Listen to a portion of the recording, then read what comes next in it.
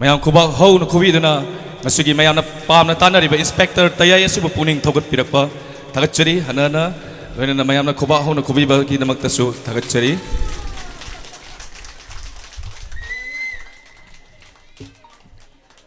thank you thagatchari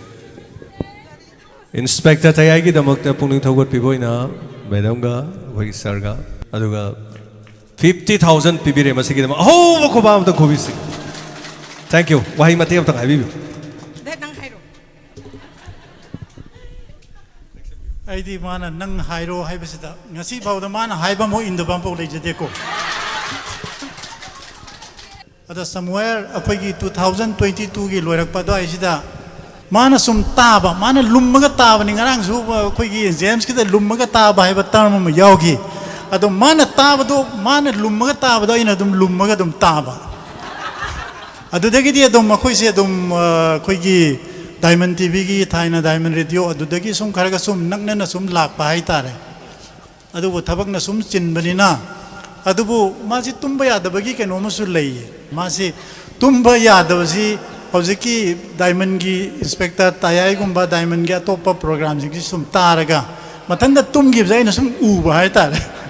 अदुदा आइसु मसी तारगा दे आइसु तुम्बसे खरा फगदाइना अदुम ताबदगी अखोइसे अदुम तुम्मे हाइतारे अदुना अखोइ ngasi सुमाइना अखोइगी function तौनी खोटकनी हाइबसिदा अखोइजी खंजबने अदु ngasi पाउ लौजबदा ngasi दि गाइम तौरो अदुदि चसिला होइना अखोइजे ता हौगलगा अदुम लाक्सबने हानदगी प्लान जिदि अदुगा लिसिंग यांखैगी प्लान जिदि आइगी नचदि अखोइ मागी प्लान नि आइना हाइजबदो मानबो हाइरगदि आइसि यादबा लैते ना अदुना अदुना होय होय अदुना मयामसी ngasi unariba mayamsi अखोइगी पृथ्वीदा पंगना थोक्तबा थौदोक अमने न खल्ली जेम्स ऐना खंजबदा मासी तसेंग हारगदि गिनीज वर्ल्ड रिकॉर्ड बुक तक यावगदबा मीनी मागी पर्सनालिटी मान ngasi बावदा तौरइबा माना हौजिक फावदा तौरइसि कनागुमा मी मतना ngamsu ngamoy हाइतारे मरोनी इंस्पेक्टर तायाइसनि न्याम ngइसे अखोइ जो थाइना अखोइगी टेलीविजन दा अखोइगी क्राइम की स्टोरी अदे सीआईडी कायदना अदे सावधान इंडिया कायना अदुम याम कनो तौना येंग हाइजरिबा मोइदी खल्ला खल्लागा फिल्म न नंबनी मादी खुदक्ता स्टूडियो दा तौरगा माना सारैबा मयामसी मयामनु गांगमै गायना तौबदो अदुगुम्बा कनो सिंगदको आई याम सांगना लौजररोय आई अखोइगी आइगी साइड तगी आइगी नुपीगी साइड तगी सिगुम्बा सोसी मतम सांगना कुइना तौबा ngambीबा अमदी अखोइगी मियामगी सेवा तौबीदना सुमाइना तौबसी अदुमयम सांगना ngambोइबी अखोइसु मरक मरकता अखोइ अंगम मतेंग अखोइ आइना लई हाइजबगी नचदेको अंगम मतेंग पांगबे अदुम पांगजगे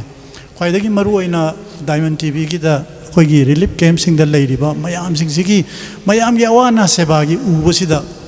मीसिंगदसु अखोइगी मीसिंगी मणिपुर की प्रजा सिंगी डायमंड टीवी बुदागी अखोइगी वाहोंग रेडियो ताबिरिबा खोटबियो मयामसिनसु मोइदसु इंस्पायर सोइदना तौगनी अखोइजी मियोइबना पोगदि मियोइबा समाजदा लैरिबा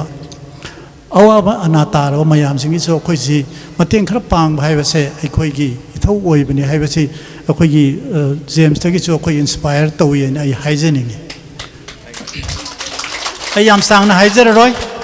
मयाम पुनमकपु आई थागचरी आईगी इकाई खुमनबु उच्चरी पुमनमकपु मयामसु नुंगाय याइफना नादी यक्तना नुंगाय याइफना दगी जेम्स द मागी टीम सिसु लोइनमक कोइगी हेना नुंगाइबा हेना मियामदा कोइगी नुंगाइबा एंटरटेनमेंट ओइबा अदगी पुनिंग लौसिंग ओइबा मयामसि मखादा पिबिगनि हैना आई सोर्ड सोइ निजरी थैंक यू वेरी मच मयाम थागचरी सर मदी मैडम बसु इंस्पेक्टर तायबो पुनिंग थगत बिबसिगिदम सिनजरी